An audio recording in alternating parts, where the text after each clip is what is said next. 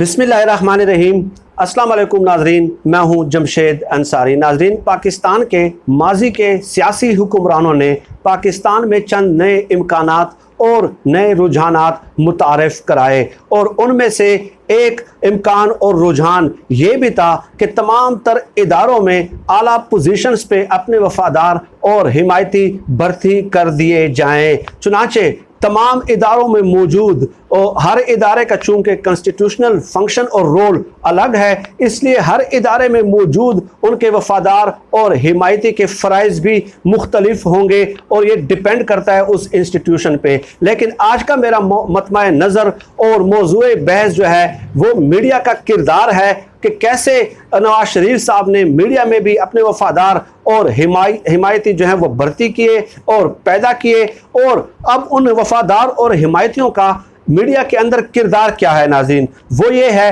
कि जब इन सियासतदानों पे करप्शन के केसेस बनते हैं तो फिर उन वफादार और हिमायतियों को टास्क दिया जाता है कि आप अवाम के अंदर एक बयानिया डेवलप करने की कोशिश करें और अवाम के जहनों में ये बात रासिख करने की और बिठाने की कोशिश करें कि हमसे सियासी इंतकाम लिया जा रहा है। गोया वो केसेस जो इनके करप्शन और इनके करतूतों की वजह से इन पे बने होते हैं, इन तज्जियाकारों के ज़रिए अवाम को कन्फ्यूज़ करना शुरू कर दिया जाता है और ये बताना शुरू कर दिया जाता है कि चूँकि ये जो हुक्मरान हैं ये जमहूरियत के अलम बरदारी का अलम लेके बुलंद हुए थे और ये सिविल बालादस्ती की जंग लड़ रहे हैं, इसलिए कुछ मुक्तदर हल्के इनसे खुश नहीं हैं और उन पे करप्शन के केसेस बना दिए गए हैं। तो ये वफादार और हिमायती अपना एक बयानिया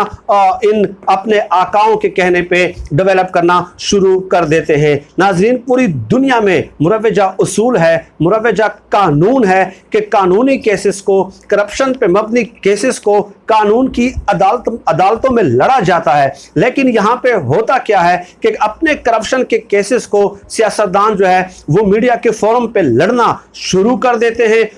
और उसमें जो सबसे मुअस्सर हथियार इनका होता है वो इनके वफादार और हिमायती एंकर्स और सहाफ़ी और तर्जियाकार होते हैं। चुनाचे उनकी एक तवील फहरिस्त है। सुहेल वड़ाइच है, उसमें सर फहरिस्त आते हैं, हामिद मीर साहब हैं, तलत हुसैन साहब हैं, और इस तरह आप गिनते जाएं तो वीडियो का दौरानिया ख़त्म हो जाएगा लेकिन उनके नाम ख़त्म नहीं होंगे। चुनाचे आज की वीडियो में मैंने सोचा कि एक अंग्रेज़ राइटर है माइकल कुगलमैन, उन्होंने एक आर्टिकल लिखा है और उन्होंने यूँ समझ लें कि पूरे का पूरा जो बयानिया है और तज्जिया है और तबसरा है सुहेल वड़ाइच का, हामिद मीर का और जो दूसरे वफादार हिमायती सहाफ़ी हैं वो जो मुसलसल 2 सालों से डेवलप करने की कोशिश कर रहे हैं, उस बयानिया को, उस तज्जिए को ज़मीन बोस कर दिया है। चुनाचे मैं उनके चंद पॉइंट्स आप लोगों की खिदमत में पेश करता हूँ माइकल कुगलमैन के आर्टिकल के। उन्होंने क्या लिखा है, वो लिखते हैं कि मारूफ सहाफ़ी सुहेल वड़ाइच ने रवां साल अप्रैल में पेशगोई की थी कि इमरान खान साहब की हुकूमत जून तक रुखसत हो जाएगी। इमरान खान साहब जून तक वज़ीर-ए-आज़म के मनसब पे फायज नहीं रहेंगे। लेकिन आगे फिर यही अंग्रेज़ सहाफ़ी लिखते हैं कि जून आया और जून गुजर भी गया, लेकिन इमरान खान साहब आज भी वज़ीर-ए-आज़म है और हुकूमत आज भी इमरान खान साहब की मौजूद है। अब इस माइकल कुगलमैन के ये अल्फाज गोया उन्होंने तंजिया तीर फेंका है एक सुहेल वड़ाइच की तरफ कि जून तो गुजर गया है, इमरान खान भी मौजूद है और उनकी हुकूमत भी मौजूद है। अब ये अलग बात है कि सुहेल वड़ाइच साहब की जो जिसामत है और जो ज़खामत है उस पे उस तंजिया तीर का कोई असर होता है या नहीं होता। आप आगे देख लें, जो उन्होंने लिखा है वो सेम अल्फाज में आप लोगों के सामने नकल कर देता हूँ कि this past April a Pakistani columnist named Suhail Waraich boldly predicted that Prime Minister Imran Khan government could fall in June, less than 2 years after it took office, if it did not make major improvements. June came and went and the government remained in place. वो कहते हैं कि सुहेल वड़ाइच ने ये तो कह दिया कि जून से पहले जून में ख़त्म हो जाएगी, जून आया भी और गुजर भी गया, the government remained in place. आगे वो लिखते हैं कि सुहेल वड़ाइच समेत दूसरे तज्जियाकारों ने यह पेशन गोया की कि चूँकि तहरीक इंसाफ में अंदरूनी तौर पर इख्तिलाफात मौजूद हैं और इसके अलावा उनके चंद रहनुमाओं ख़ास तौर पर उन्होंने जहांगीर तरीन का जिक्र किया है कि उनके पॉलिटिकल स्कैंडल्स हैं, और इसके अलावा जो एडमिनिस्ट्रेटिव फ्रंट्स पे हुकूमत को चंद मुश्किलात पेश आ रही हैं। तो इन चीज़ों को बुनियाद बना के सुहेल वड़ाइच और दूसरे तज्जियाकारों ने हुकूमत के जाने की खबरें दे दी, डेट फिक्स कर दी जून की, और आगे चल के लिखते हैं कि इन्होंने इसी पे ही इक्तफा नहीं किया। सुहेल वड़ाइच और उनके दूसरे प्रेसिडेंट्स जो हैं, दूसरे जो साथी हैं, एक ने तो ये भी सियासी तूफान की पेशगोई कर दी कि सियासी तूफान मुल्क में आने वाला है, और एक ऐसा तूफान, ये इसके अल्फाज हैं, माइकल कुगलमैन के अल्फाज हैं, कि एक ऐसा तूफान जो सब कुछ या इमरान खान साहब को और इमरान खान साहब की हुकूमत को खसो खाशाक की तरफ बहा कर ले जाएगा। ये माइकल कुगलमैन कहते हैं कि ये जो है ना, ये पेशगोई तक भी की गई, और साथ ही साथ चंद ने तो ये भी खुशखबरी और नवीद सुनाना शुरू कर दी कि अब जो है अबूरी हुकूमत का क़याम जो है वो बहुत करीब तर है, और इमरान खान साहब का बोरिया बिस्तरा लपेटा जा रहा है। इसके बाद जो है वो तमाम तर इनके तर्जिए नकल करने के बाद ये जो सहाफ़ी है वो लिखते हैं कि in fact he stands a strong chance of becoming the first Pakistani premier to complete in full term thanks to the limitations of the opposition, some personal and policy success stories। वो कहते हैं कि इनफैक्ट हकीकत ये है कि इमरान खान साहब शायद पाकिस्तान के पहले वज़ीर आज़म होंगे जो अपने 8 साला दौरा इक़्तिदार मुकम्मल करेंगे, और इसके लिए शुक्रिया अदा करना चाहिए पाकिस्तानी अपोजिशन का। Some personal and policy success stories, Imran Khan साहब की कुछ ज़ाती और जो पॉलिसी के हवाले से उनकी जो कामयाबियां हैं उनको भी शुक्रिया कह देना चाहिए। यानी इस माइकल कुगलमैन ने यह फैसला सादर कर दिया कि सुहेल वड़ाइच और हामिद मीर और जो दूसरे कोई अबूरी हुकूमत की कोई जो है ना तूफान की पेशगोई कर रहा है, कोई इंटरनल रिफ्ट की निशानदेही कर रहा है, कोई जून का महीना दे रहा है, कोई क्या पेशगोई कर रहा है, कोई क्या कर रहा है, तमाम उनके पेशगोइयों को गलत साबित करते हुए साथ साथ ये तज्जिया भी कर दिया माइकल कुगलमैन ने कि इमरान खान साहब जो है पाकिस्तान की तारीख के पहले वज़ीर आज़म होंगे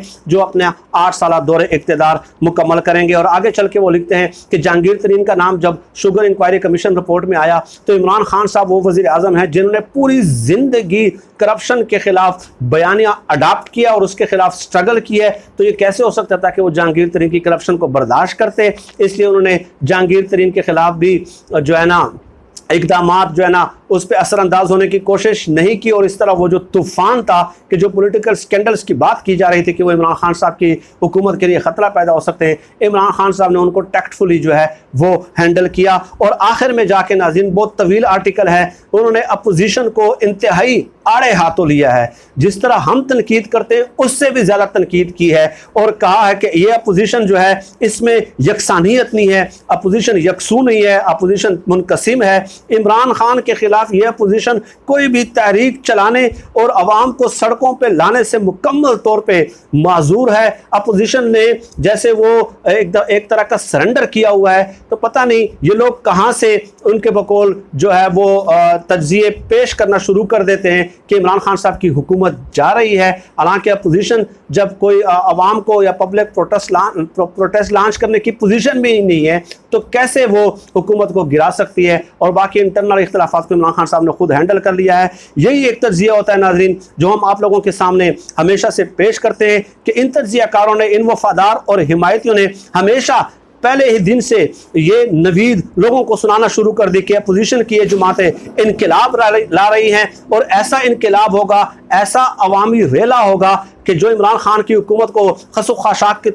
तरफ बहा के ले जाएगा। लेकिन हम आपको बताते रहे कि ये करप्शन जो जितने भी अपोजिशन के सियासी जमातों के टॉप लीडरशिप है वो खुद सरतापा करप्शन केसेस में जो है वो मातूब हैं। तो ये कैसे जो है वो इमरान खान साहब की हुकूमत के लिए थ्रेट बन सकते हैं। और अब एक आखिरी बात नाज़रीन कि अंग्रेज़ सहाफ़ी यहाँ तक समझ गए हैं, पाकिस्तान के अपोजिशन के किरदार तक को समझ गए हैं और इन जो हमारे सहाफ़ी हैं, जो तज्जियाकार हैं, जो सुहेल वड़ाइच साहब और हामिद मीर टाइप हैं, उनके तज्जियों के हक़ाइक़ तक भी वो पहुँच गए हैं। लेकिन एक पाकिस्तान मुस्लिम लीग नून और पीपल्स पार्टी के जो वफादार हिमायती वोटर्स सपोर्टर्स हैं, पता नहीं उन पे आज तक ये हक़ाइक़ मुनकशिफ क्यों नहीं होते। उनकी असलियत जो है वो ऑलरेडी पूरी दुनिया के तज्जियाकारों के सामने आया हो चुकी है। लेकिन पता नहीं ये लोग जो है जो इनके वफादार और हिमायती है ये इनके किरदार, करतूत और करप्शन के केसेस पे गौर व खौस क्यों नहीं करते, फ़िक्र क्यों नहीं करते ताकि वो इनकी हिमायत से दस्तबरदार हो जाएँ। नाज़रीन, आज के लिए इतना ही। मज़ीद आपसे बात होती रहेगी। पाकिस्तान जिंदाबाद। अल्लाह हाफ़िज़।